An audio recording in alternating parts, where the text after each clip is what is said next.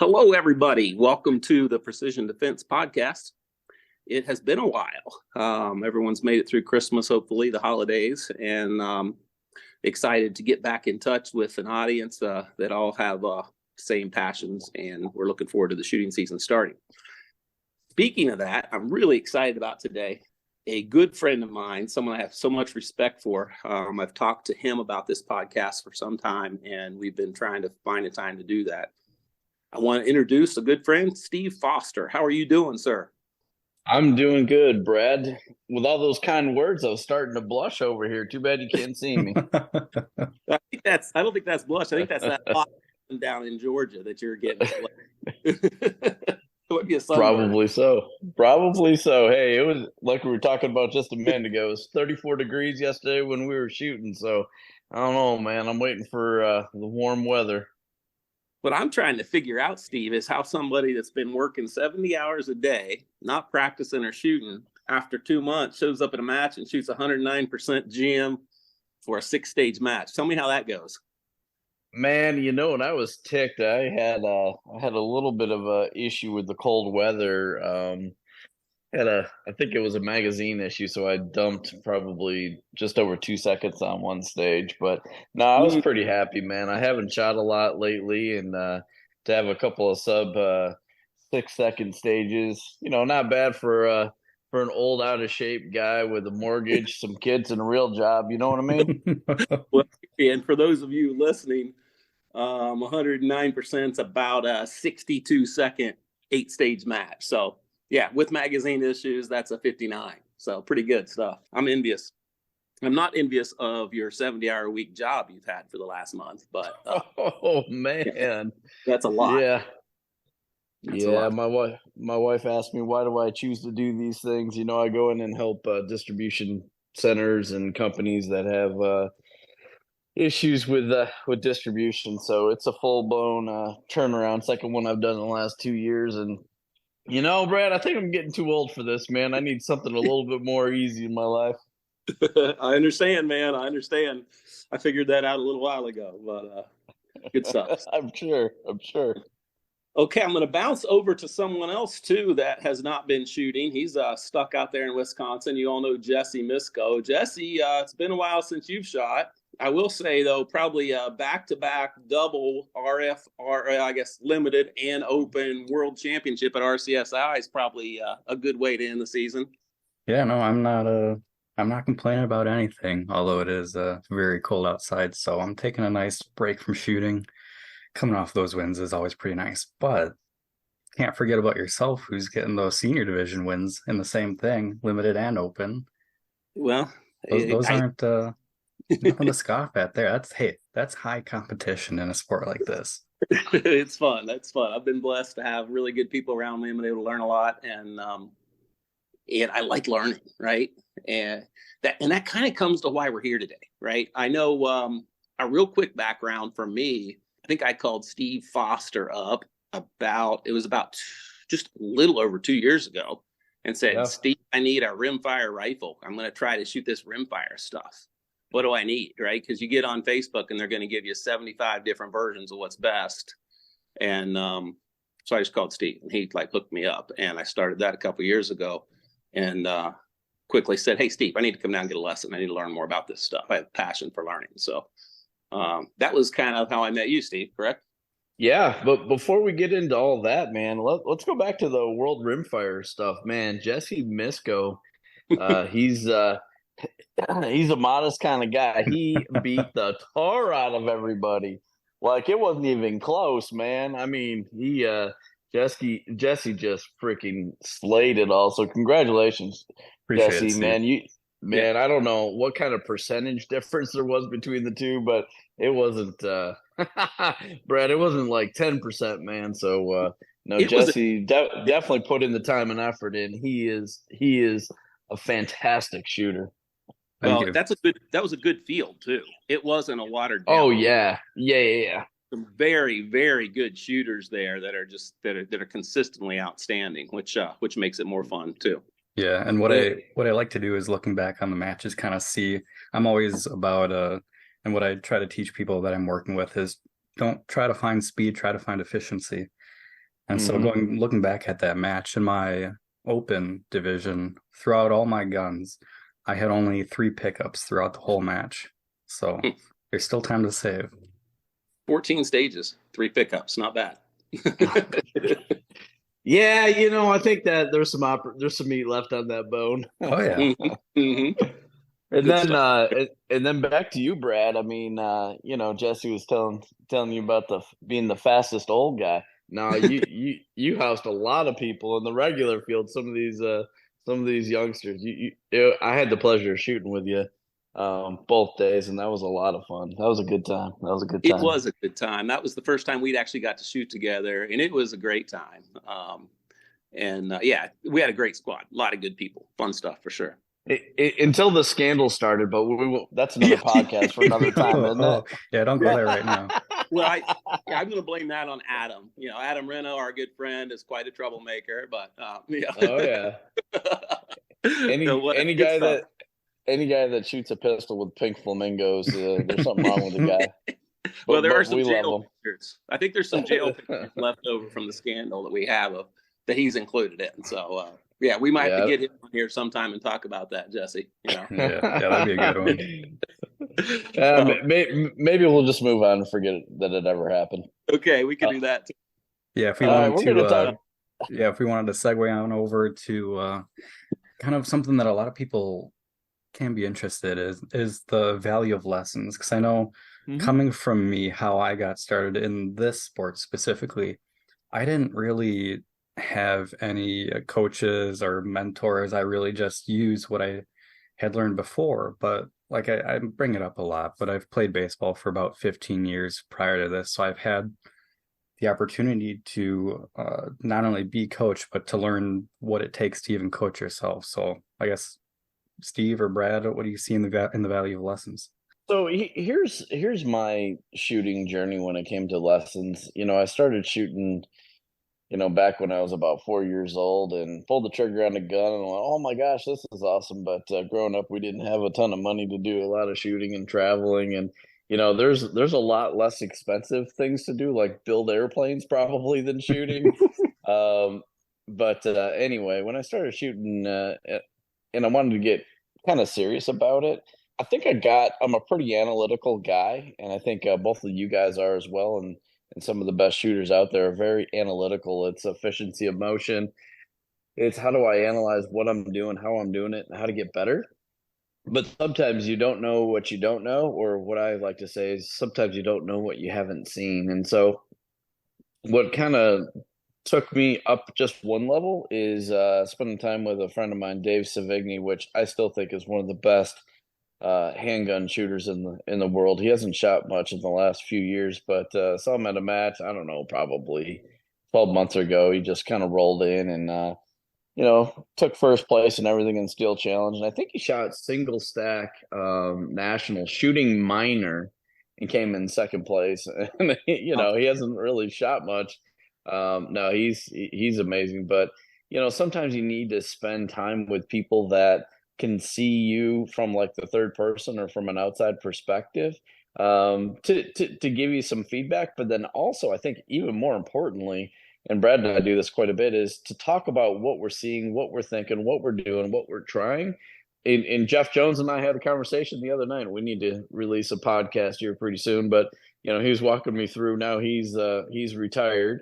He's been doing a ton of training, both for himself as well as for others, and just talking about different strategies and what he's trying to see and trying to do. But I think sometimes to take us to that next level, you'd be able to spend time with somebody that has been there, has done it. Hank Haney is probably one of the best golf coaches in the world, and he can't shoot 20 under par like a Tiger Woods or somebody like that. I use that as an example, but definitely knows all the inefficiencies in motion and how to do it and what to train and how to get your mental mindset correct. And no, I think there's a ton of value in training.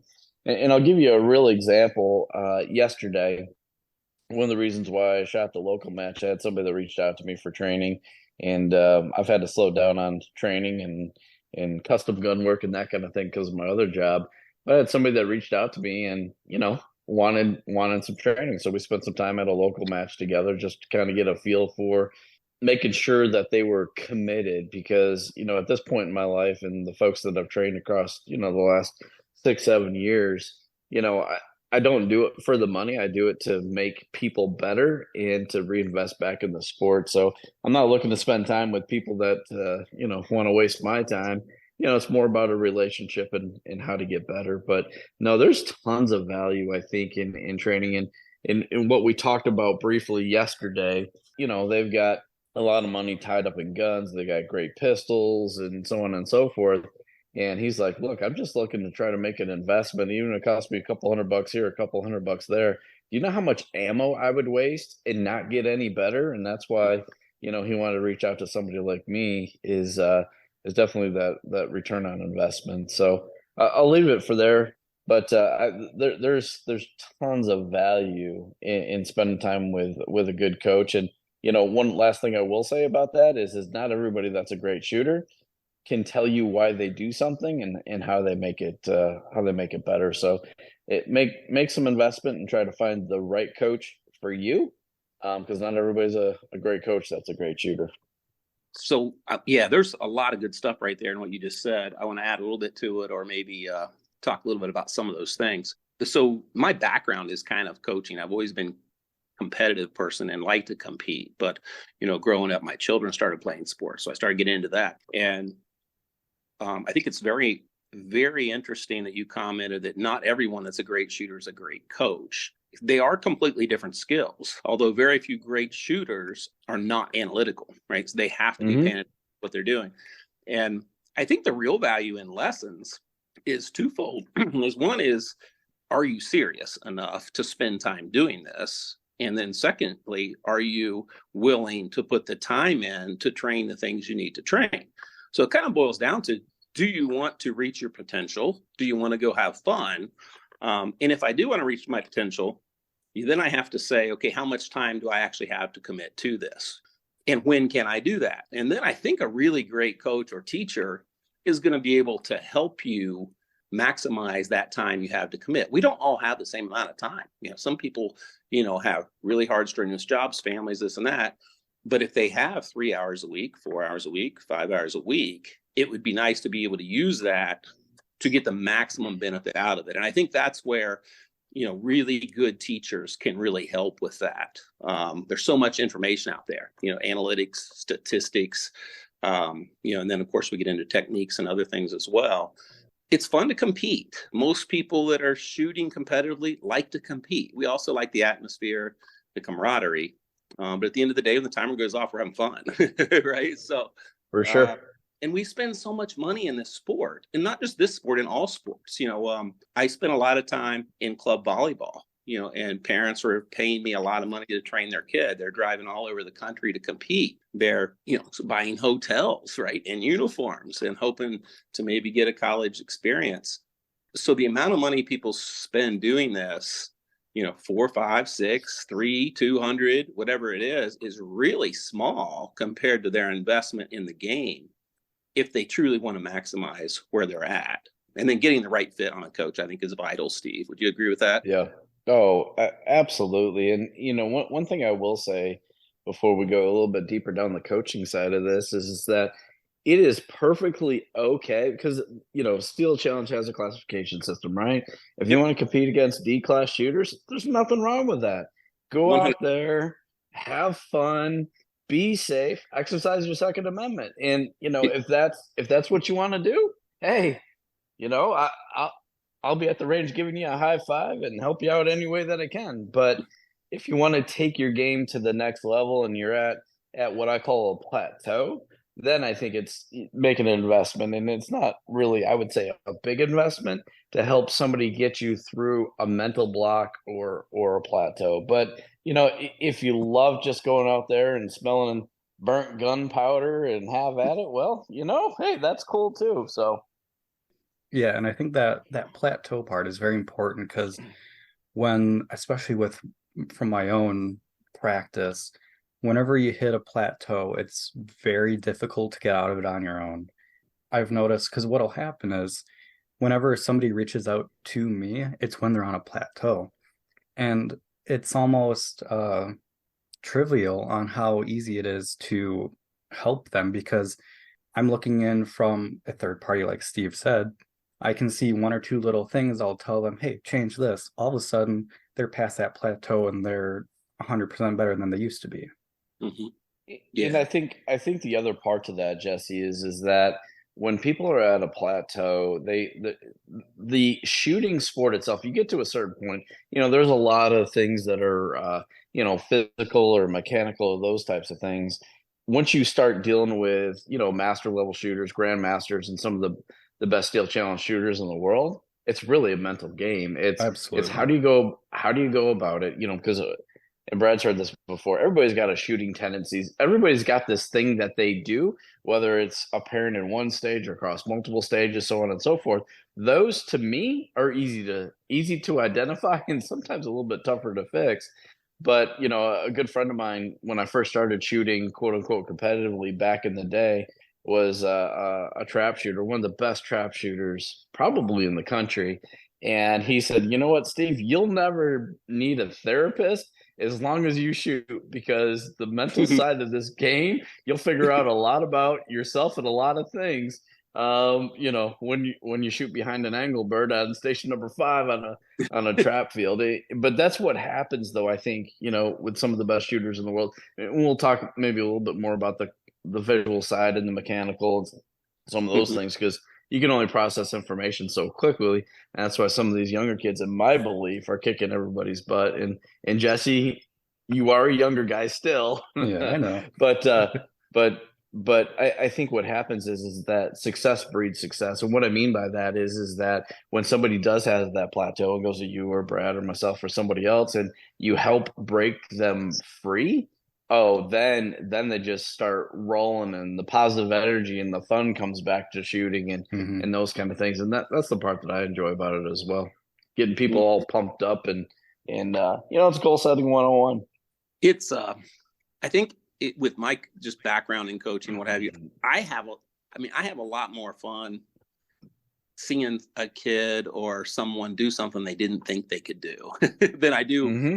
maybe having a PR myself. I'm old enough now that my PRs are not going to be very big ones, and I'm fighting Mother Nature is always going to creep in on all of us. But I'm fortunate that it's still fun to learn and fun to get better. But watching a Tanner Gibson, I'll throw a couple names out, shoot a 550 on, Showdown, or, some of these other kids that when they didn't even think they could do it a month earlier, right? Oh yeah. There's just a lot of joy in that, and I know you've worked with so many different people, Steve. You've seen that happen time and time again. And many times that's much more rewarding than accomplishing something yourself. Yeah, it really is. And I'll give a couple of real quick examples. Caleb Peterson, you guys had on your podcast. Yep. We spent quite a bit of time together, and he struggled to break 70 seconds. And back in the day, a few years even prior to that, when Chris Barrett and I first started training together, that 70-second barrier was just like, it was like the Berlin Wall, man. It's like you can't take this thing down, Mm-hmm. and to see their success and I told Caleb and his dad Rich, and it's like once you get there, you'll never go back. It's just Yeah. so I remember the match where he broke. That was what, a year and a half ago or so at Jamie Mundy's match down in the South Georgia match, where he shot a 68 or 69, but broke 70 seconds for the first time, and then that whole success fuels success stuff. Within the next couple of matches, he shot a 64, and it's like, man, how did we go from I can't break 70, now I'm shooting a 69, now I'm shooting a 64? It's like, what the heck just happened? And so that's cool. And I'll mention Jesse Grant. That young man right there. We spent time together. I don't know if it was a year and a half ago, 2 years ago. He just started shooting. It was before he was on the Steel Target Paint shooting team. And at that time, I talked to his mom and dad while they were here. Jesse's very interesting, and I mean this in a positive fashion. He's very binary. He's zeros or ones, meaning that he gets it or he doesn't. And if he doesn't get it, he does everything to get it. And I don't know, he was probably shooting in the high 70s or something like that. And they're like, hey, do you think he can, shoot in the 60s? I said, no, based on the time that I spent with him and his ability to process information to get better. I told him that, again, it was probably a year and a half ago, maybe it was 2 years ago now. I said, don't worry about him breaking, the 70-second barrier. He'll be in the 50s if he stays at it long and hard enough. Then they're like, oh my God, no way. And who shot sub 60s a couple times in the last couple months? Jesse did. And to the point, and he's not even close to being done yet.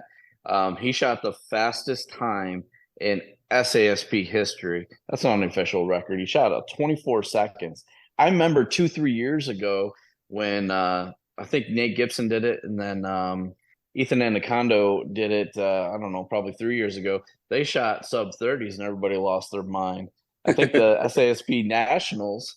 I think it was Connor that shot a 27, and then Jesse was like half a second or quarter second behind him at a 27. To shoot a 24, that's crazy. Yeah. When I called him, of course, called him to congratulate him, he's like, man, there was a lot more meat left on that boat. I'm like, Yeah. All right, homie, just soak it all in. And that's what I love about him. It's the whole goal setting side. It's the, hey, he takes a little bit of direction, a little bit of feedback, and just wears it out. And he's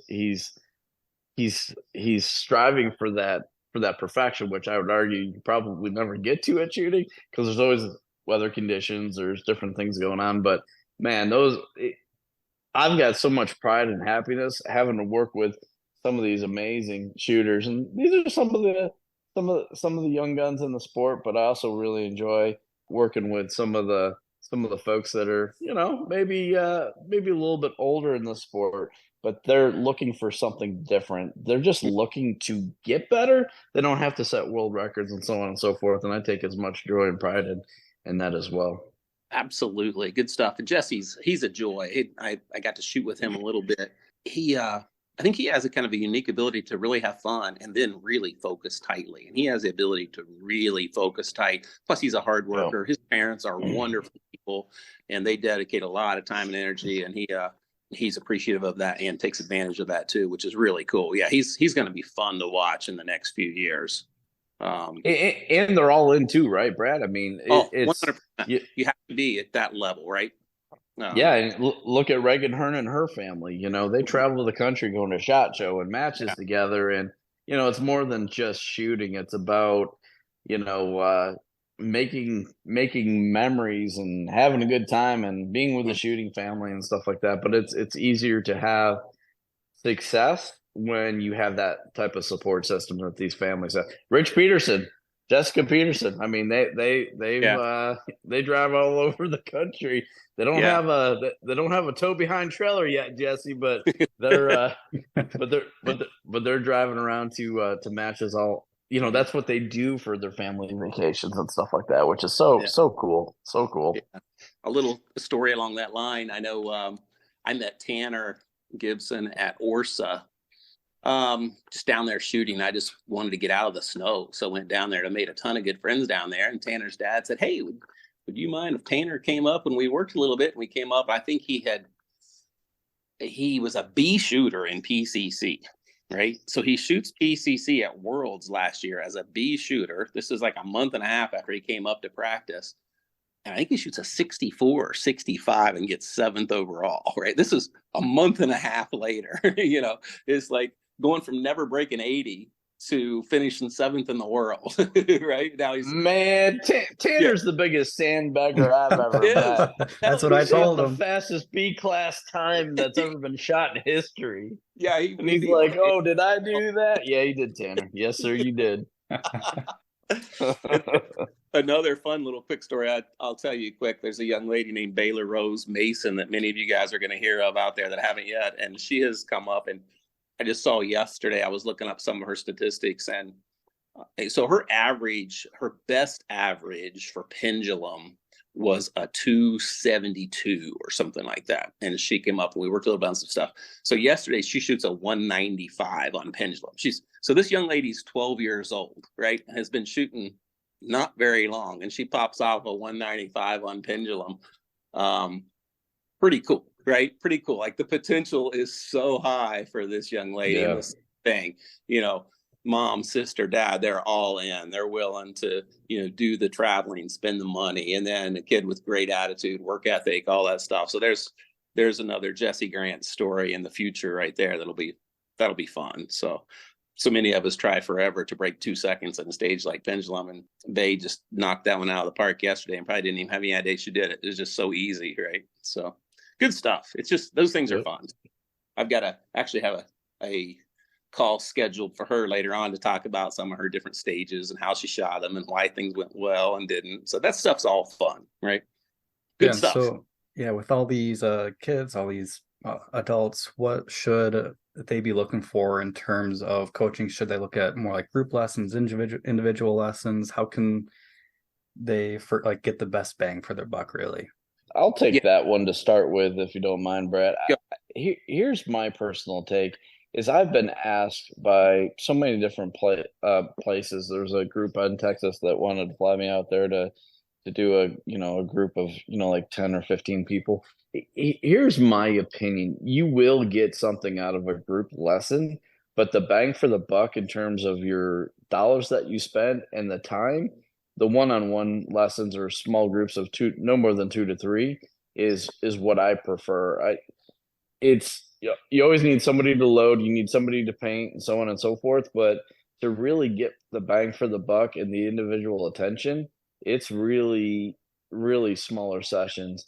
And when people come down and shoot with me, we shoot a lot because we need to do 2 things. One is that we need to see what your shooting tendencies are, because over the course of the time, whether it's from one stage to another, they will pop up. Sometimes they're a little tricky, and sometimes they don't manifest themselves as easily, specifically when you have to be able to articulate what you're doing and why you're doing it. And with some people, that's a little bit tougher to get out of them of what they're seeing, because I can't plug into somebody's brain and say, well, what exactly are you seeing? And I've had a situation where I said, well, I think you're doing this. No, I'm not doing that. And then we would work through it. I said, no, you keep shooting as you're transitioning the gun to the right. You're always shooting on the left-hand side, so your eyes cutting off the dot and looking at the target. It was like, yeah, that's what's happened. 2 hours ago, that's what we talked about was going on, and you said that you weren't. But I make that a little adjustment and see the instant gratification that happens because of it. But I think that type of time and attention, I like smaller classes to really drive more value. And then the other aspect to that is you get more reps in, because when we're training, we're really shooting, when we're talking and making changes and so on and so forth. That's a very conscious decision. And then what happens over the course of time with the more reps is you start to burn in those conscious thoughts into the subconscious. And that's really where the speed comes from. So that's why I like smaller groups and one-on-one groups to train. So I'm going to expand on that a little bit. So I would say 100% agree on the best bang for your buck is going to be, so I would completely eliminate big groups. And I've done tons of coaching clinics in a lot of sports. Most of the big groups are money makers for coaches. Yes. And there's nothing wrong with that at all. And there are some benefits. And a lot of times those are shoulder rubbing sessions more than they are learning sessions. So what I like is, I really like an individual one-on-one time to get to know the person or the athlete and find out where they're at, and more importantly, where they're going. So where do you want to go? Like, what is your goal? Is your goal to be the best in the world? Or is your goal to have fun, get better, and make master class, right? So I think different things creep in. And then another thing, so what I really like after that individual thing is I like a small group. So when I'm saying small group, 2, 3, or 4, no more than that. And that maybe even, I know me and Jesse's talked a little bit about maybe doing some real small groups with me and him together, if you have the right setup. But I really like, there are some benefits of real small groups. And something I've found out with golf lessons or other lessons is seeing someone else do something. So, and it goes back to what you said just a second ago, Steve. You can't always see what you're doing, and you're often not doing what it feels like you are. right? Mhm. So that's something you were able to point out about that student you just talked about.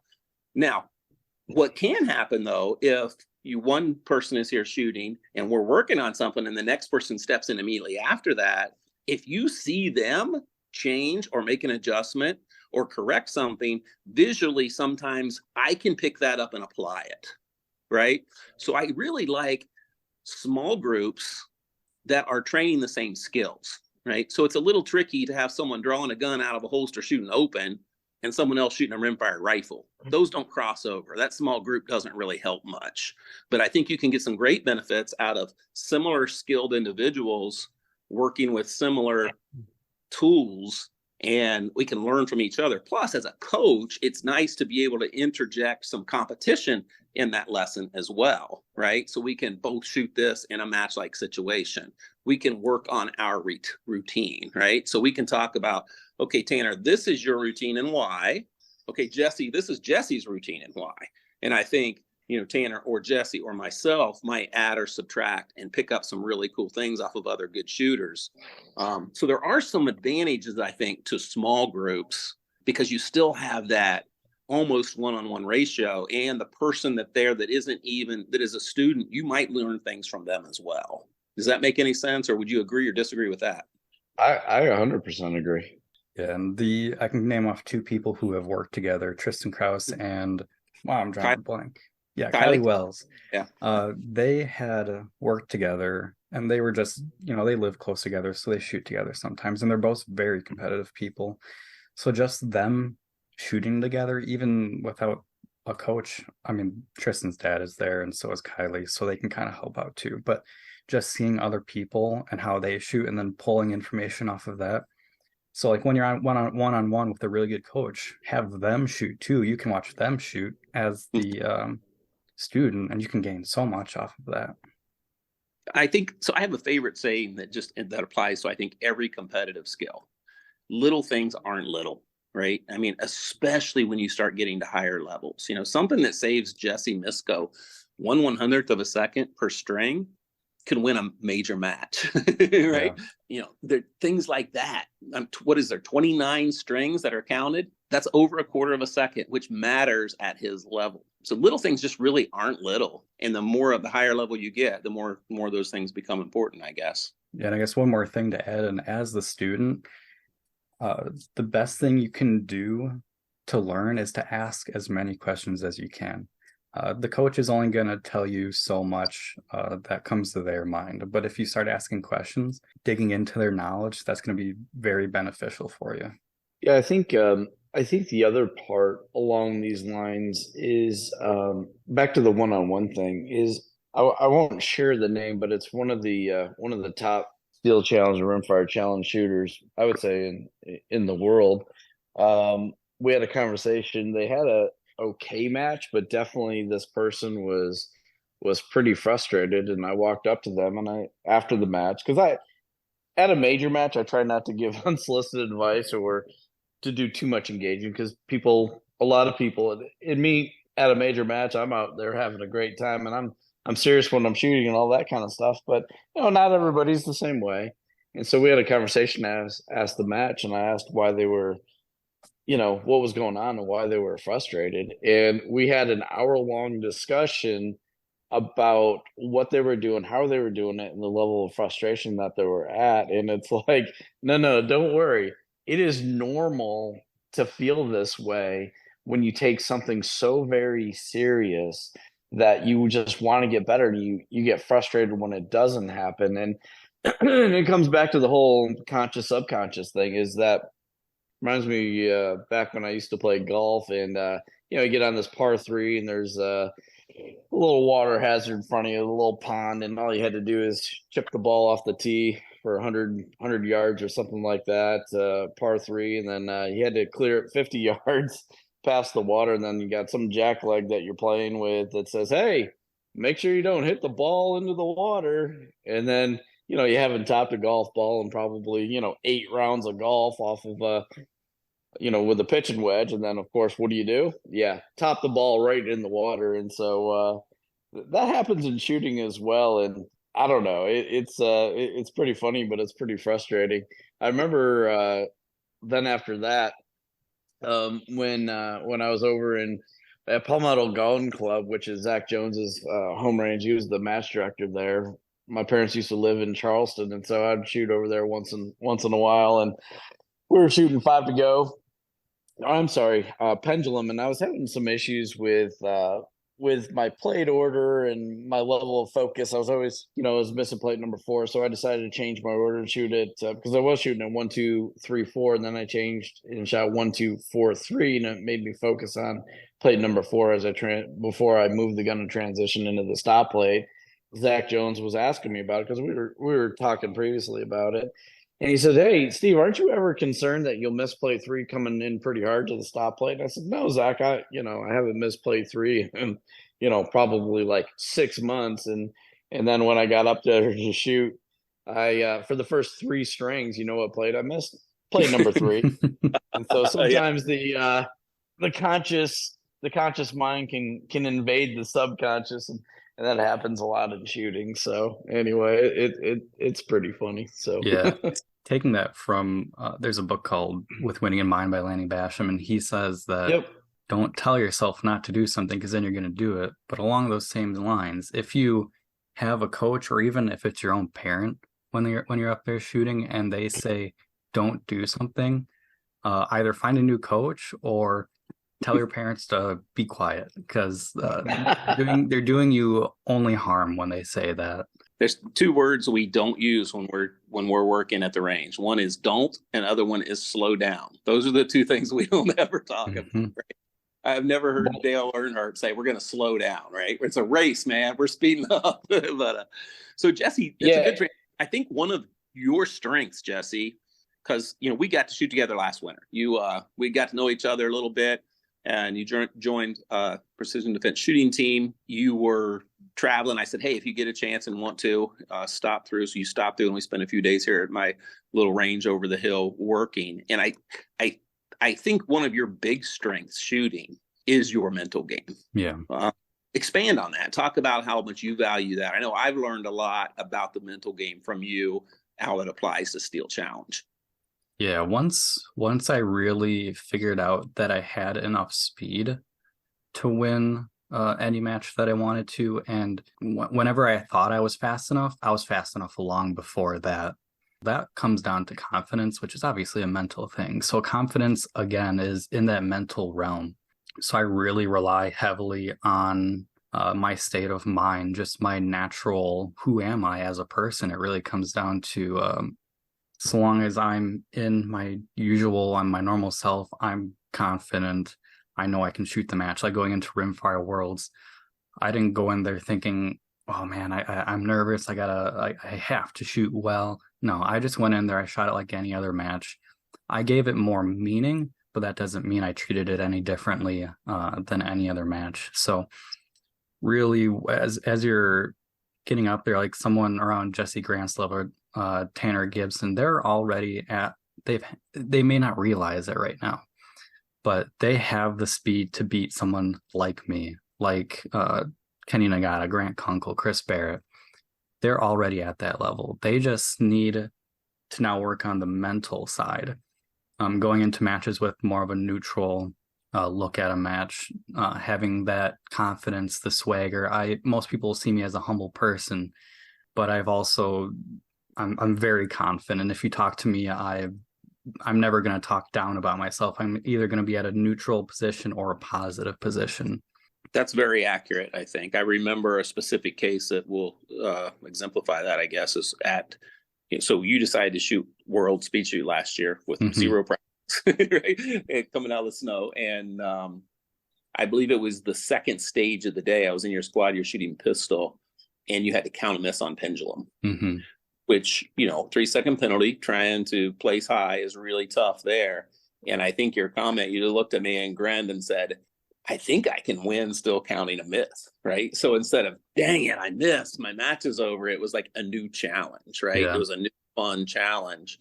It doesn't mean you wanted to miss, but you turned it into a positive thing and ended up finishing really, really high for basically, like we said, zero practice on that. So yeah, and looking back on that situation, had I brought some other stages together and like had really good times on those, yes, I could have won because, Yeah.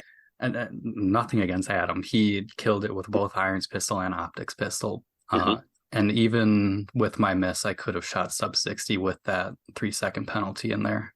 So it really, Adam shot every single stage good, and that's why he won.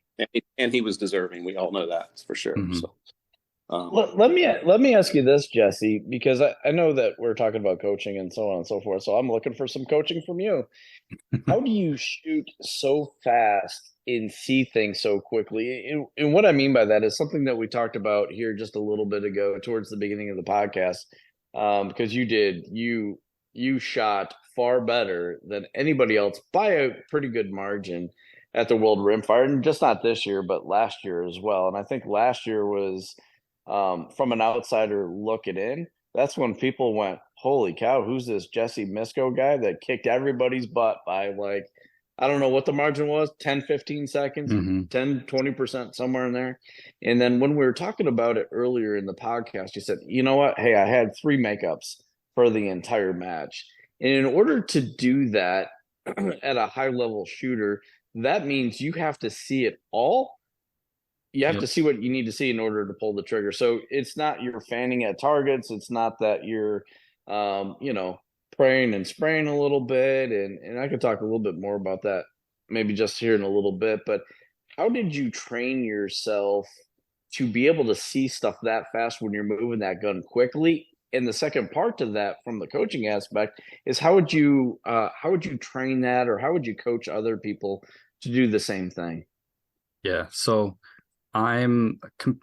here's where I have an advantage compared to all the young kids is, like I've already mentioned, I played 15 years of sports. I'm not a young buck by any means compared to these kids where I played football when I was younger. I played basketball when I was younger. I played baseball, which is very hand-eye coordination dependent. Yeah. I was a pitcher, I was a catcher, second base. I did everything in that realm.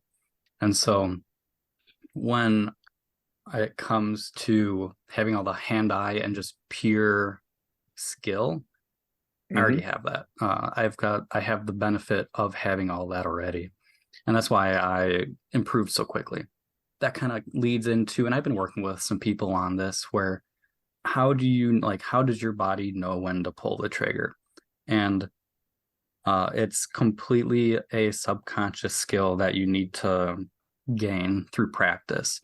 This is purely almost a guess, because it's starting to leave the realm of the conscious mind and going into the subconscious mind, which when everything happens subconsciously, you have no idea what's happening. It's just happening. So I can only guess that, and this gets really into the weeds of the mental game, but my eyes see the plate and the red dot or the iron sights. It looks at it almost like a pattern, and that's how your subconscious does things. It sees patterns and it reacts to them. Yes, my eyes on every single plate of every single stage will see the red dot on the plate, but it'll see it as a pattern of red on white. So the brain just says, all right, we can shoot now. Just through repetition and practice, my brain has learned those patterns, and it can react to them every single time. I always, like I said before, I don't teach for speed, I teach for efficiency, and that's pure efficiency, is getting rid of the conscious mind and using simple patterns, rhythms to compete. Yeah, that's very interesting. Let me take that a little farther, Steve, with Jesse. And I think it's interesting because when you say I don't teach for speed, I teach for consistency, which is true. Now, I'm going to contradict that and say when you train, you're training for speed, even though you may be doing it in the subconscious. In other words, you have no concern about makeups. You're not concerned. You're shooting that pattern and spending a lot of time shooting it really fast. Is that fair to say? That is fair, but I'd also say that by training faster, I feel like when you come back to, by training really fast, when you come back to the match, you're no longer trying to train fast. You just are fast at that point in time. You're making those mental decisions so much faster you may like we'll sit down there and you'll try to shoot Smoke and Hope in under a second, Mhm. which is fine. When you go to the match, you're not trying to shoot Smoke and Hope under a second. You're shooting it as fast as you can see it, but you're comfortable now at a speed that is much faster than most other people are. Yeah, Is the that way the way I see it is, and I use this analogy a ton because I think it's perfect. If you've ever swung a baseball bat, when you're in the batter's box, you put a weight on your bat to make it feel Yep. heavier, and you swing it so much slower. But when you take that off, you swing it so much faster. At least it feels like you are. hmm And so when you shoot a lot faster and then you bring that time back down to your normal speed, it feels easy. Because your eyes are used to seeing really fast, and now it's just back to normal. It feels like you're in slow motion. So the term I use is your comfort speed. So when Mhm. you're shooting comfort speed, you're seeing everything pretty clearly, right? And I know, Steve, you know what that feels like, right? You feel like you could do it 10 out of 10 times, everything's comfortable. And trying to change that, and I think that's what Jesse has been so good at. What his comfort speed has been changed by, and to do that, he's done that without fear of missing, having fun shooting fast. And I remember the one day we were working, one stage was just going crappy. We weren't shooting it very good. It was 5 to go, whatever. It's just one of those days where you weren't hitting one player. And he's like, okay, we're done with this stage and move on. Rather than try to fix something that day, you were spending time training stages that were really good and having fun, seeing how fast you could shoot accelerator or another one. And then your subconscious, so it'll be interesting.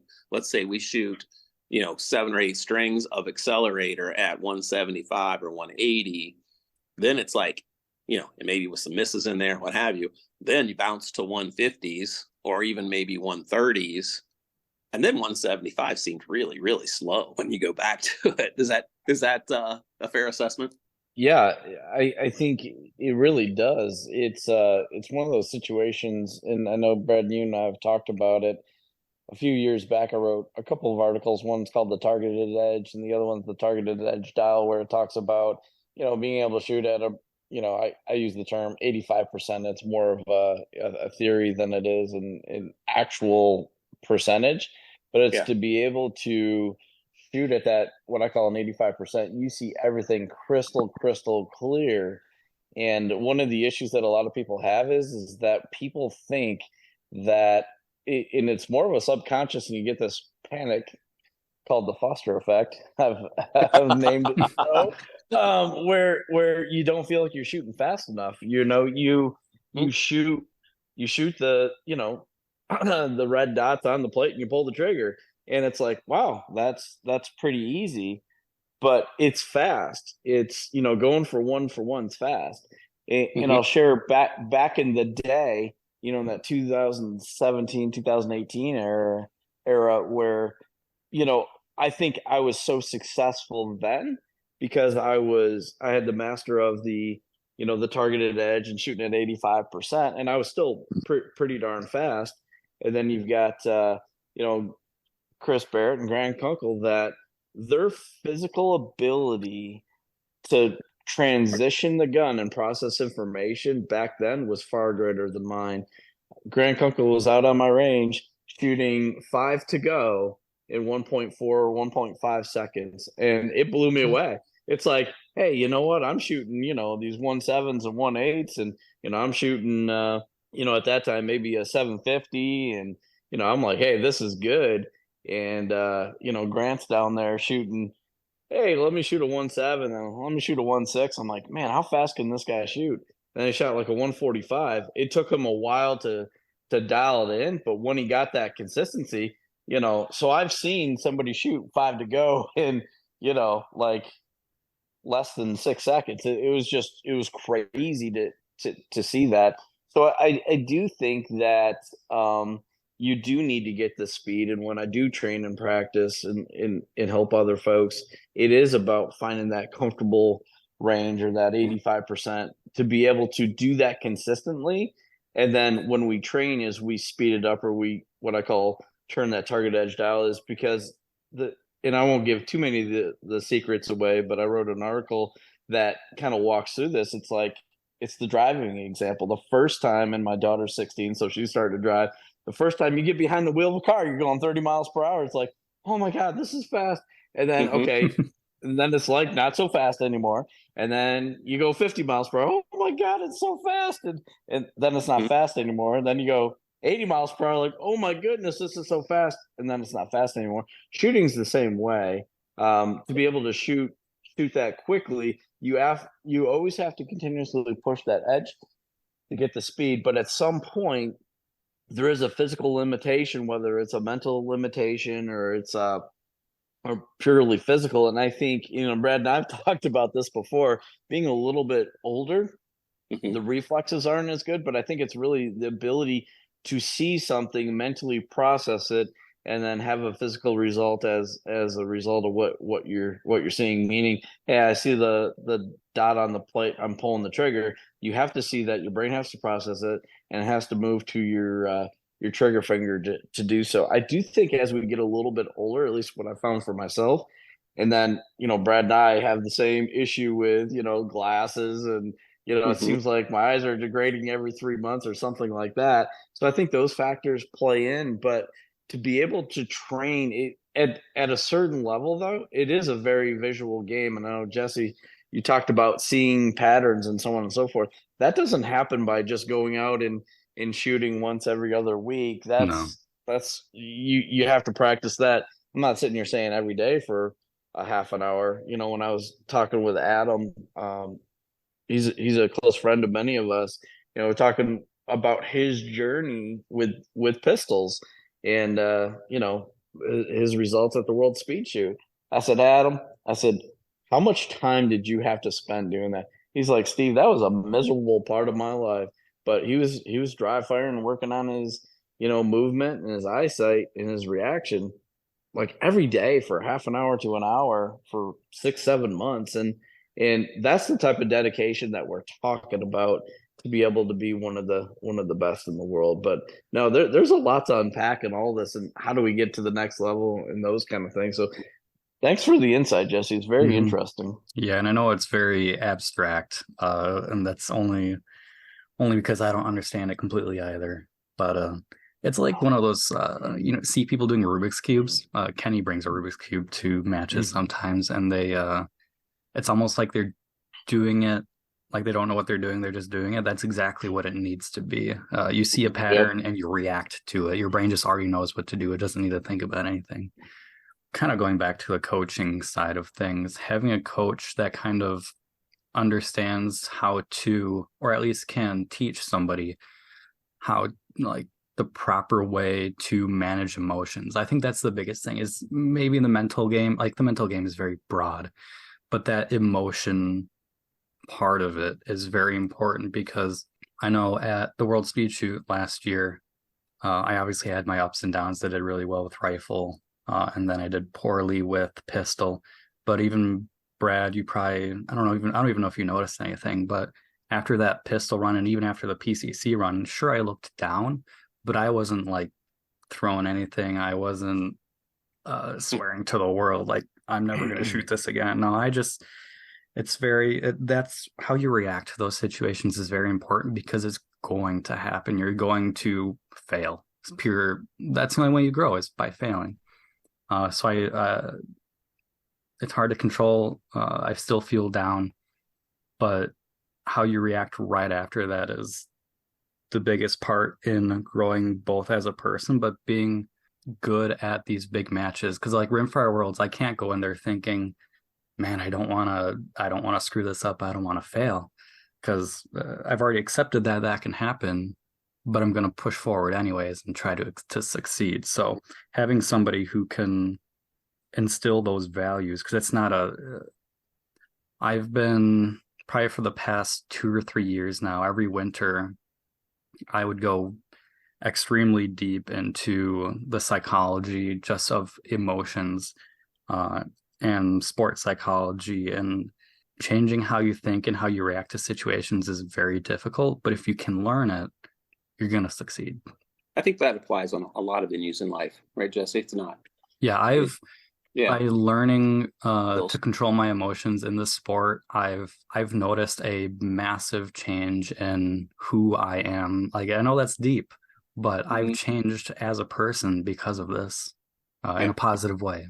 I know I have a lot of, I've been fortunate enough to coach some really elite kids in different sports, in some high school sports. And it's amazing these kids that are the toughest or the most focused. They all succeed at a really high level at whatever journey they take, whether it's parenting or occupational or whatever. And it's vital to develop that mental toughness and the ability to focus tight when you need to. I think Steve, going back to something you talked about too, that I think is critical. I think a lot of us think about as age affects our shooting, we think it's vision and it's physical reaction time, those things. But I really think the biggest factor is not vision or reflexes. It's more the cognitive ability to process information extremely Sure. fast. Sure. And that's something that people don't train enough. So, I've worked really hard on trying to speed up my cognitive decision making, which has helped me tremendously. And we train a lot of that too. So as coaches, when we're training people, we have to know what our window is to train someone. If you have one session to train someone, then we're working on completely different things. As if I'm going to train someone over 4 or 5 sessions, we're going to do a lot of speed building. And when I say speed building, I'm talking about making cognitive decisions really, really fast and force people to be uncomfortable and take matches and call these practice matches, not care what our match score is. We want to know if we're increasing our cognitive quickness. Mm-hmm. And then we can always taper that into match shooting. That's kind of a second or a third phase of making quick cognitive decisions. When you are forcing yourself to do that, you're going to make some bad ones, but that's okay, right? To get out of that element. And I know Jesse talked about the first couple of years, he just practiced going fast, and then he kind of transitioned into, wanting to be more consistent. But without the true speed, it doesn't do you any good to be consistent. We're still going to be B shooters that don't miss rather than master shooters that do. So I feel like training that cognitive link is vital at any age, whether you're 12 or whether you're, 60. I know me and Chet, we all know Chet Whistle, who's a great, great friend of mine. We worked really hard on that this spring. And Chet shot some huge PRs at age 67 or 68, Very few people shoot PRs with a pistol at 67 and 68. And Chet is a phenomenal pistol shooter. And basically we worked on that cognitive link, trying to make it faster, and great results. So I think there's a difference, I guess. We don't always coach the same thing. If we're going to work with someone, Steve, for 4 or 5 sessions, we're going to teach something in session 1 that leads to session 2, that leads to session 3. And then down the road is going to be, we want to shoot a really consistent match. But I don't think we start there, in my opinion. Does that make any sense to you, or give me some feedback? Yeah, I agree with you 100%.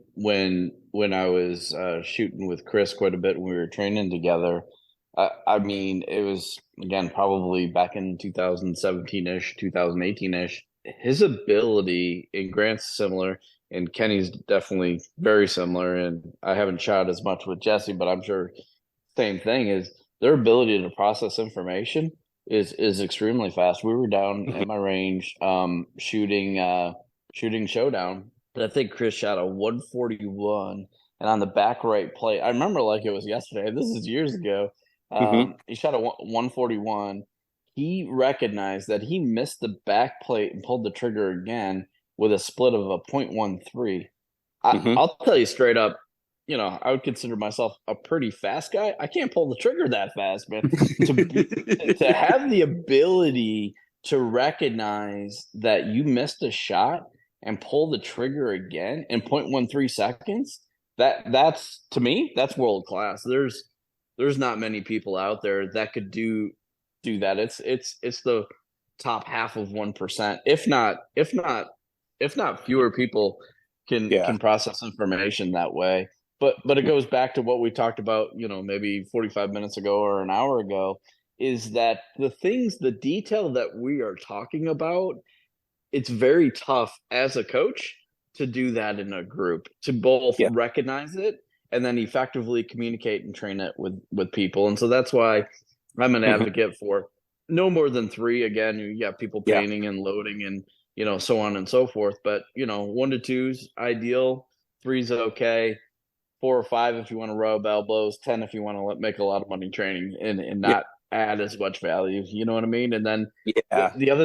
the other thing I would say is something that you said before. It's a personal pet peeve of mine, and I'm not the keyboard jockey on Facebook or anything like this. When I see it, is, well, yeah, I'm having a consistency problem, blah blah blah, and then people, their first advice, kind of old school. I'm not trying to make a sweeping generalization, but Yeah. some older folks will say, hey, well, you just need to slow down. No, that is not it at all. That Slow is is, still freaking slow, and yeah. slower is really freaking slow. So Yeah. that's not the end all be all. And so when Yeah. we talk and communicate in terms from a coach, we won't say slow down. We will say you need to be more consistent. You need to work on your Yeah. fundamentals. You need to look at your visual discipline and Yes. some of those key terms, so people start visualizing what that is. Because what happens when you train folks, I get it all the time. I try not to give too much that people can't handle. Leadership's the same thing, as people can't handle it all at once. You know what I mean? And I'm not sitting here Mhm. saying I'm the Hank Haney or the Phil Jackson of shooting, but if I see somebody that's working on, there's 10 things that stand out, I'm going to give the biggest bang for the buck. We'll do 1 or 2. And one of my opportunities as a coach, it's so tough not to share as many of those things when they happen. And I always Mhm. have to keep myself in check and say, hey, we need to work on 1 or 2 things. And Hmm. who cares Yes. about the time? Just do this well. And then we use those as our cornerstones and build our foundation in order to get better. Because if you start working on some of these other things that may be a little bit more advanced and you don't have the foundation, the whole house is definitely gonna fall down around you. So I think from a coaching standpoint, that's another piece of feedback that I have is that people can only take so much, and Yep. sometimes it's, I've had people that have come train with me, let's say 3 times, and it's been, over the course of 4 years. People just need to tune up, or people get to that plateau. And shooting's different for different people too, right? I mean, you look at the people that have come into the sport and exited the sport, it's 3-4 years. I've been around here probably longer than most. 2016. So what's that? Year 7, or technically year Mhm. 8 going on right now. Some of the best people in the world no longer shoot Steel Challenge or have exited the sport Mhm. completely. So I feel like the Steel Challenge is story in a little bit. Hey, back when blah blah blah won the world speed shoot at a 64, and it blew people's minds, and people didn't know that you could shoot faster than that. And so I think the other thing that I want to back up to a little bit, Tanner Gibson is a great example. I remember shooting with Tanner. He was shooting a 15-pound AR 22. Wes can tell you that story, but over at Dead Zoo, I said, no, no, homie, that ain't the way to go. But to see him be the shooter he is today, he went through that kind of like, it's like a continuum, or a curve that happens with some of the best shooters in the country. And I would say Tanner, if he's not there, he definitely should be. His ability to process information and shoot fast, that's exactly where he's at today. I hadn't shot Yeah. with him in, I don't know, 6 months or a year. We shot Metal Madness. He was shooting a handgun. I was like, dang, son, about time you learn to pull that freaking trigger. Yeah, he's Yeah. but it's their ability to process information and get aggressive and assertive to do it. No, it's pretty cool. It's pretty cool. And you never get that by going slow or slowing down, right? That is Nope, not nope. the way to get there. Another thing you said I think is really important and outstanding is trying to limit how much information you give people, because there's only so much information, which is nice if you know you're going to have someone for 3 or 4 sessions. Something I found that's really effective, and I found this in some other sports. The first time we hear something, and sometimes it's hard to process. So a technique I will use is, if we're going to talk about, let's say we've got someone there, but we're going to talk about outer limit footwork or something that's technical, we will bring it up, talk about it very shortly, and then completely ignore it and get away from it. Because the second time you hear something, it's much easier to process it than the first time. So sometimes kicking a little nugget out there so that it isn't the first time when you have to really work on it can be really helpful as well. Because you're right. If you just pollute people with information, you walk away without any information. And I know when I came down to see you, I took 3 pages of notes, and I still go back to those notes, Steve, right? Like I'll still go back and say, oh yeah, we talked about that. Right. So that's an important thing as well. But, yeah, a lot of good information there. Another thing that I think is huge for students is when Jesse talked about asking questions. I think the why is much more important than the what. And I'll explain 100%. That by saying, if a coach can't tell you why he wants you to do something, that's a good reason to get another coach, right? Because we really need to know why we're teaching something, not just that Jesse Misko did this, so we're going to do it. Well, Jesse can tell you why he does pretty much everything he does, and that's that analytical mind. So don't be afraid, students or people that want to get better, and that applies to me. I'm always going to ask why. It's like, how many times have I called Jesse or Steve, said, hey, why do we do it this way? Or why does this work? That's the most important question I think any of us can ask that want to get better. And the last thing I would say about all this from my perspective is that it's one of the key things that I do. Again, I don't want to give away all the secrets for free, Jesse. You know what I mean? Is when we train is I look at people's personal best, as well as, and Brad knows this, and then we document what we're doing and what changes that we make. And because there have been times where somebody said, well, this way is faster. Oh, okay. And then we do something and this and that. And, sometimes I'll stop calling out times and write down the times. And then I'll say, so how fast do you think that was? Oh, it was blah, blah, blah. And then I'll share with them, it's 10% faster. And they're like, there's no way. I said, well, I've been doing this for a long time and I'm not making this stuff up, but it gives that positive affirmation that you're making those changes and you're seeing the results of it. Because what you think and feel sometimes is really important. But at the end of the day, the time doesn't lie. So I think that's the other part where you have to have purposeful practice. You have to be able to have an intent. What are you going out to do? How are you going to go do it? And then measure the results. Because at the end of the day, performance isn't measured by efforts. It's measured in results. So yeah, that's good. Yeah, I think that's a really good place to end it. Steve, obviously, we greatly appreciate you hopping on. You're a bank of knowledge for sure. Yeah, I appreciate you guys having me. Great spending time with you, Jesse, and great spending time with you, Brad. It was absolutely. I don't know how long we've been talking, but it feels like it's been 5 minutes. Yeah. It's just like shooting. It goes by so quick. There's a lot of stuff there. And yeah, definitely, Steve. And, as you know, your phone will be ringing often. And Jesse's, yours as well. Because every time I get an idea, and some of them are pretty weird, I need you or Steve to say, oh, no, that's stupid. But other times we kind of uncover some pretty good nuggets, right? So yeah, hey, there's a good reason to have a coach too, or even just somebody who's really good at the sport. Just bounce questions off of them. Absolutely. Yeah, don't be afraid to ask questions.